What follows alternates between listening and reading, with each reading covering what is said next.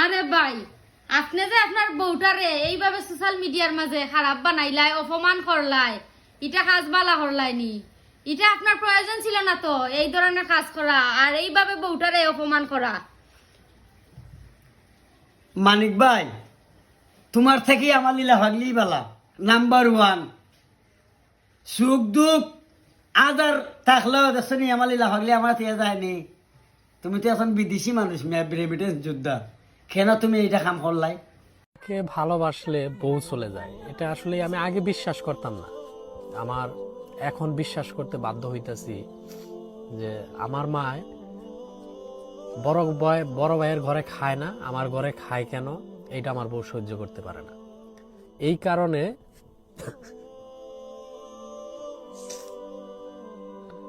আমার বউ আজকে 15 দিন যাবত বাড়ি থেকে চলে গেছে, তার বাপের বাড়ি, আসতেছে না। সে তার কথা একটাই যে তুমি তোমার মাকে যদি আমাদের সাথে নিয়ে খাও তাহলে আমি তোমার সাথে থাকতে পারবো না।